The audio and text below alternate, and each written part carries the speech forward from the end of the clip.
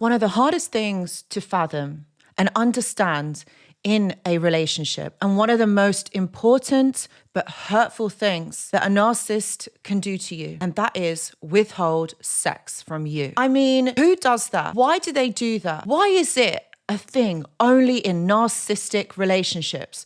And I know so many of you have contacted me and told me that this has been a thing for you. My friends, this is what I'm going to be discussing in the video. I'm going to unpack all of it because I know how hurtful this can be. Hello, my friends, and welcome back. I hope that you're all doing really well. So in today's video, I'm going to talk about this really upsetting, hurtful, painful topic of why the narcissist literally just stops being intimate with you. And literally, it's so hard to understand, and we internalize this. And it's only done in narcissistic relationships. Like, I mean, I've never heard it in any other type of relationship, but in a toxic, narcissistic one, it's a thing. First of all, what we need to understand that this is done, it's done especially. All right.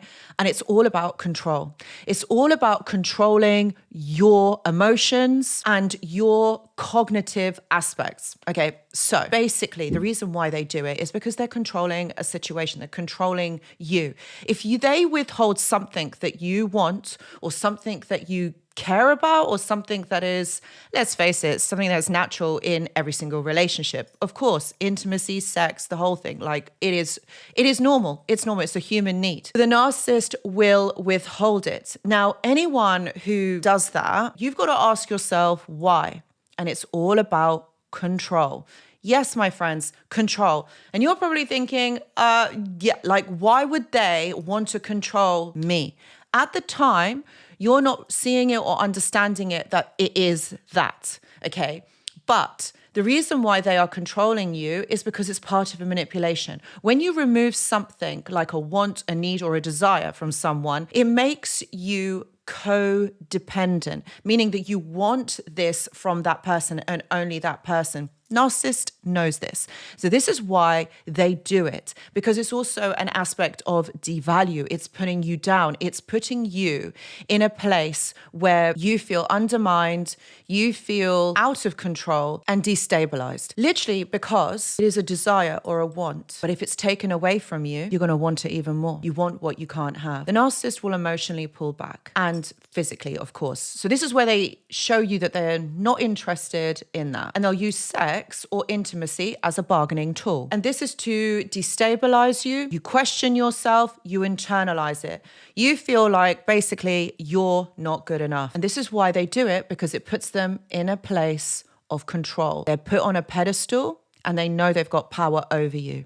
Similarly, like, you know, when they remove communication from you, you know, like when they are gaslighting you, again, they are the ones that are in control. When they're gaslighting you, they know the lie. They know the lie. They know the truth. They know the lie. It is done intentionally. When they go silent on you, this is done, again, especially to you. They know what they are doing. This is all to undermine you. You see, the narcissist uses sex as power to get one over on you. It's a tool. It's a manipulation tool. By controlling the intimacy, what happens here is they like to keep you unbalanced so that you never really figure out what's going on. You never know what is happening.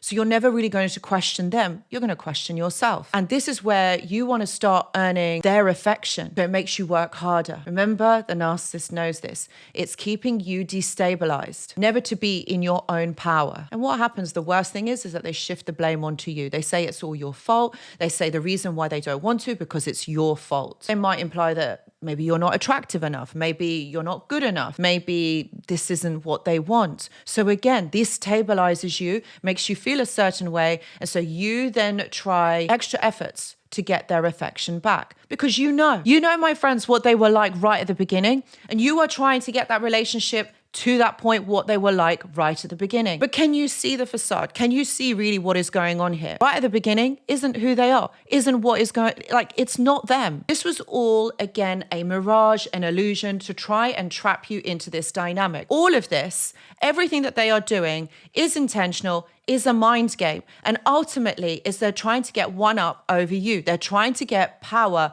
over you, making you feel desperate and seeking their approval. Another thing is that narcissists will seek validation from everyone and attention from as many people as they can.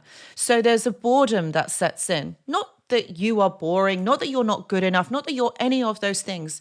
And I know that's easy for me to say that, but when you're in it, this is exactly how you're going to be feeling. But this is where you need to shift your perspective and look at this in a completely different way. Who does this? Meaning, why would you go and seek attention and validation outside of the relationship? Because this is a real thing. Like, the narcissist will do this. They will look for other people outside of the relationship because they got bored. Basically, it's use of punishment against you because maybe something that you didn't do. Maybe you didn't give any attention. Maybe you didn't give enough attention. Remember, this is all perceived by the narcissist. So they are going to look for this from another person. But how many people can you get attention and validation from? For a narcissist, it doesn't matter. The more, the merrier. But that's the thing. Who does that? Now, you've got to see this as there are issues here, psychological and emotional, because people don't really do that. Like, you don't need lots of people's attention and validation. You just need that one person who is going to complete you, who you feel a connection with. But that's the thing. The narcissist doesn't feel a connection with anybody, with any of these people. That's why I'm saying that there is emotional, psychological issues at play here. And also, when they don't get that from you, they don't communicate it to you. They don't say, oh, hey, like, it's not working, this is not happening. They just remove themselves. And so you're thinking, what on earth is going on? And again, when you're in a relationship with someone, like, all you want is their attention and their validation. This is what keeps that relationship and that connection strong. But again, this is that word, connection. They're not connected to themselves. So they're not going to be connected to anybody, even you. They want the validation from others.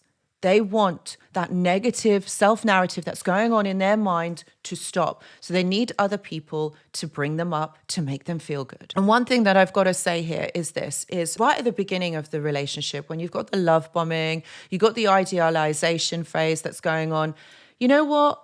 Like, that's not them. This is complete and utter illusion. But what our mind does is we form first impressions. All right. So we remember the narcissist like that. We think that this person is everything that we have ever wanted. But you see, that is the trap. That is what they do. They make you believe that they are this person. So every time something like this happens or you have an argument, you just want to go back to that point where it felt so good. You were idealized, you were put on a pedestal, you were love bombed, you were mirrored. They showed this person that they thought you wanted them to be. Suddenly for this to change. Again, like I always say, who does this? Like, who does this sort of behavior? And that's the thing, my friend. That is where it is toxic, and you've got to be able to see this for what it really is. Nobody removes intimacy from another person. Like, that doesn't happen in a relationship or a partnership. If it does, then you guys talk about it. Like, you are able to express yourself. But in these situations, no, it doesn't. And that's where the problem lies. That's where you've got to see this as an unhealthy dynamic with this person. So how do you take your power back? You've got to see this or recognize this as this is all about them. It's not about you. It isn't you that's making them the way that they are. This is them. How can you use intimacy as manipulation? And please believe me, just because maybe they've found someone else, or maybe you have found that they are talking or seeing somebody else, they're going to do the same thing to other people. Now, do you want this in your life? Do you want to be feeling like this in your life? Because it's not you. It really is them. They make you feel insecure, and that's a tactic. They want you to feel like this. It is a mind game. You deserve love. You deserve someone who is going to be consistent and someone who's going to be there for you. Not this. Not this. This isn't healthy. Awareness is important to reclaiming your power back. Guys, if any of you are facing this, please know that I do offer one-to-one consultations. Please see the description box below. Do you know what? I really hope this video has helped. I know it's not an easy watch. I know that it is challenging and it is difficult, and it's not something that perhaps maybe you wanted to hear, but listen, I wanted to get the truth out there, and I want you to know that it's not you. You are enough. You are amazing, just as you are. Please don't change. Thank you so much for watching the video. I hope it has helped. See you in the next one. Goodbye.